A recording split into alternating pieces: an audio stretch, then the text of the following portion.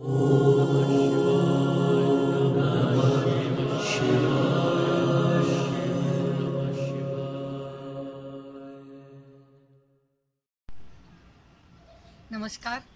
आज मैं आपको तीसरे घर में 9 ग्रहों का जो प्रभाव पड़ता है उसके बारे में मैं बताने जा रही हूँ।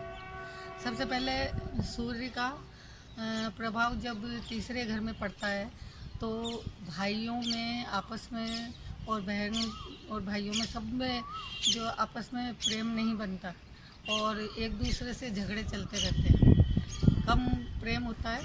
इसी प्रकार दूसरा जो होता है चंद्रमा, यदि चंद्रमा बैठ जाता है तीसरे घर में तो चंद्रमा के बैठने से सभी बहन भाइयों में आपस में बहुत प्रेम होता है और सब एक दूसरे का सहयोग करते हैं और समय समय पर सबकी सहायता करते रहते हैं।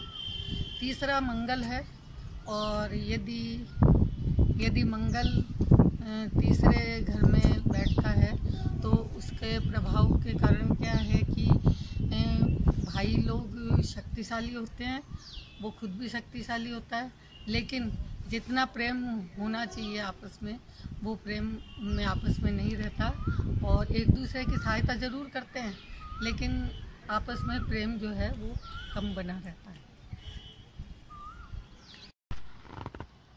तीसरे घर में यदि बुध बैठता है तो भाई बहनों में आपस में कभी झगड़ा कभी प्यार इस प्रकार चलता रहता है और यात्राओं के बहुत यात्रा करने के विचार बनते रहते हैं बार बार में, लेकिन यात्राएं वो जितनी करना चाहते हैं उतनी यात्राएं कर नहीं पाते हैं। उसमें कभी भी रुकावट आ जाती है, कुछ भी कारण हो सकता है, लेकिन यात्राएं वो कर नहीं पाते। यदि तीसरे घर में गुरु बैठता है तो गुरु के बैठने के कारण विद्वान होते हैं सभी भाई और वो यात्राएं भी अच्छी करते हैं और उनको मान और सम्मान, सबको मान सम्मान मिलता है और एक दूसरे में प्रेम बना रहता है और एक दूसरे का सहयोग भी करते रहते हैं टाइम से। यदि तीसरे घर में शुक्र बैठता है तो भाई बहनों का यश बढ़ाता है और उनकी सहयोग करता है, आपस में प्रेम होता है उनके और एक दूसरे के लिए वो यात्राओं का भी सही मतलब एक दूसरे की सहायता टाइम टू टाइम करते रहते हैं। इसी प्रकार यदि तीसरे घर में शनि बैठता है तो वो भाई बहनों की उम्र बढ़ाता है। शनि के बैठने से भाई और बहनों की उम्र में फ़र्क पड़ता है, उससे उनके स्वास्थ्य पे असर पड़ता है और उम्र भी बढ़ती है।